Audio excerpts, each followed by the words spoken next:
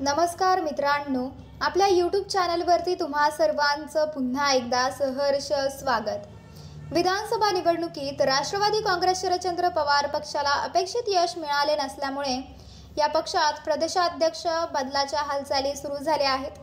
पक्षाध्यक्ष शरद पवार यांच्या उपस्थितीत 9 जानेवारीसह होणाऱ्या बैठकीत या संबंधात निर्णय होण्याची शक्यता व्यक्त केली जात आहे। शरद पवार यांच्या पक्षाला लोकसभा निवडणुकीत 8 जागांवर विजय मिळवता आला होता। त्यामुळे विधानसभा निवडणुकीतही हा पक्ष दमदार कामगिरी करेल असा अंदाज बांधण्यात आला होता। विधानसभा निवडणुकीत या पक्षाला किमान 40 ते 50 जागांवर सहज विजय मिळेल असे स्पष्ट होते। मात्र पक्षाचे विद्यमान प्रदेशाध्यक्ष जयंत पाटील यांच्याकडून योग्य प्रकारे तिकीट वाटप न झाल्यामुळे विजय होणाऱ्या जागेवर पक्षाला पराभव पाहावा लागला। महाविकास आघाडीच्या जागावाटपाबाबत मिळालेल्या 86 पैकी केवळ 10 जागांवर शरद पवार गटाच्या उमेदवारांचा विजय झाला। यामुळे प्रदेशाध्यक्ष बदलाचे वारे राष्ट्रवादी काँग्रेसमध्ये वाहत आहेत। थेट बोलण्यात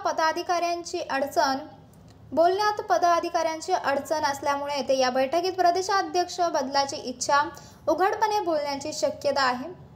नव्या चेहऱ्यांना संधीची शक्यता। राज्यात पुन्हा महायुतीची सत्ता येताच मुख्यमंत्री देवेंद्र फडणवीस यांनी 2 ते 3 महिन्यात स्थानिक स्वराज्य संस्थांच्या निवडणुका होतील असे संकेत नुकतेच दिले आहेत। त्यामुळे विधानसभा निवडणुकीतील पराभव बाजूला ठेवून शरद पवार यांनी आगामी स्थानिक स्वराज्य संस्थांच्या निवडणुकांकडे लक्ष केंद्रित केले आहे। पक्ष संघटनेतील पदाधिकारी बदलासह नवीन चेहऱ्यांना संधी देण्याचा त्यांनी विचार केला असल्याचे समजते। मुंबईत 9 जानेवारी रोजी होणाऱ्या बैठकीत या संदर्भात ते सूतोवाच करण्याची शक्यता आहे।